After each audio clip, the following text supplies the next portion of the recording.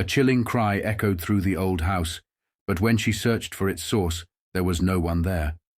What she uncovered next would shake her to the core. The night was eerily quiet as Emily stepped through the front door of her late aunt's house. The air inside was heavy, thick with the scent of aged wood and forgotten time. Dust motes floated through the dim glow of the hallway light. She had always found the house unsettling as a child, but now, standing inside it alone, something felt off. The old grandfather clock in the living room ticked loudly, each second stretching longer than it should. The house had been abandoned for years, ever since Aunt Margaret had passed, but everything inside remained untouched, frozen in time. As she set her bags down, a sudden sound made her freeze. A cry, soft, distant. Emily's breath hitched. It sounded like a child. Her pulse quickened as she turned toward the staircase, the sound barely audible now. Maybe it was the wind, or maybe it wasn't. She shook off the unease and made her way to the old study, where Margaret used to spend hours writing letters no one ever received. The desk was covered in dust, but one thing stood out, a small untouched envelope.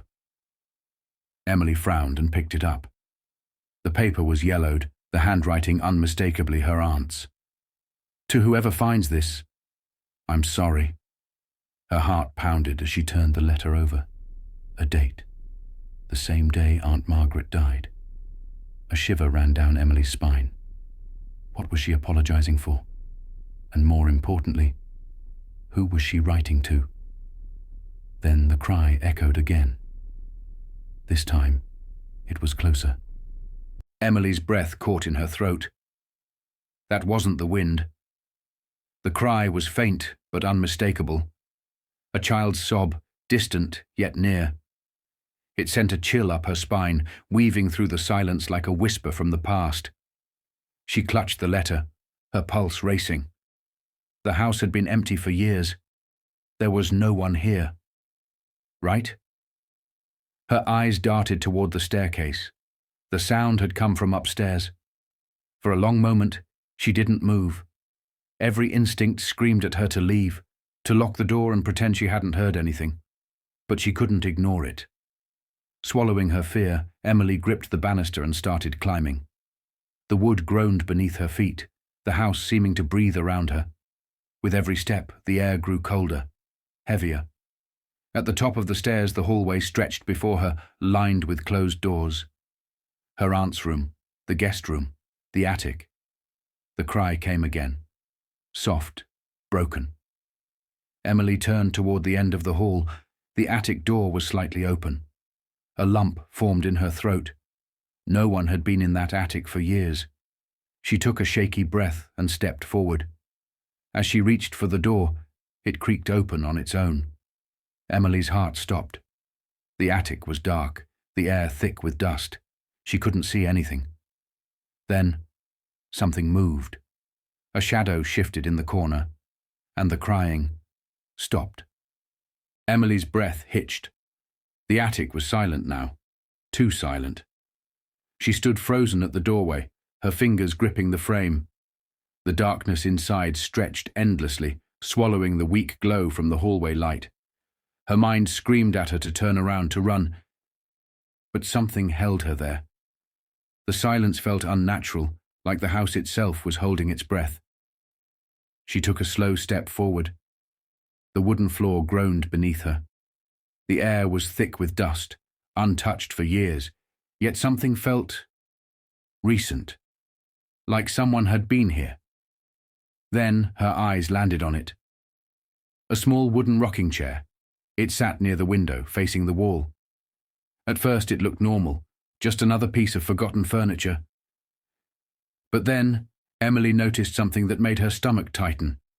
The chair was swaying, not violently, not as if pushed, just moving.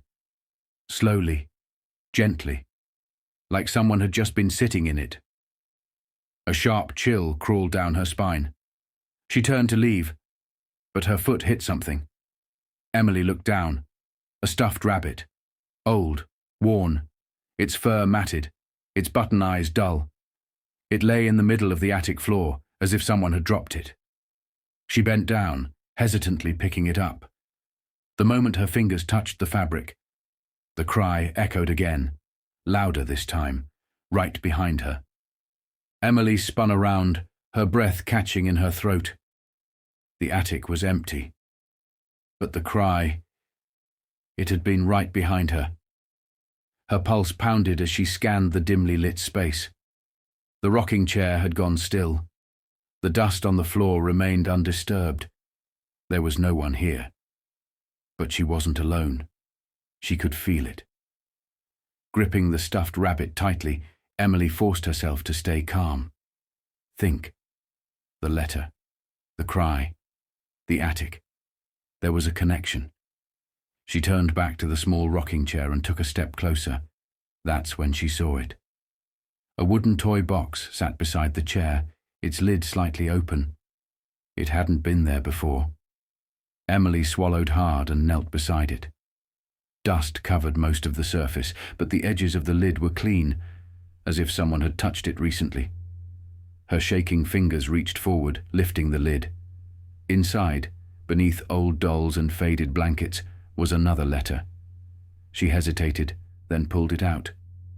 The paper was fragile, the ink faded. Emily's hands trembled as she read the words written in her aunt's familiar handwriting. Forgive me. I never meant to leave her alone. A lump formed in her throat. Leave who alone? Then, beneath the letter, she noticed something else. A small locket. She picked it up, brushing away the dust. The clasp was worn but still latched shut. With a deep breath, she opened it. Inside was a tiny photograph. Emily's blood ran cold. It was a picture of her aunt, holding a little girl. A girl Emily had never seen before. And behind her, barely visible in the shadows, stood something else. Something that didn't belong. The attic door suddenly slammed shut, and this time the cry came from inside the room, right next to her.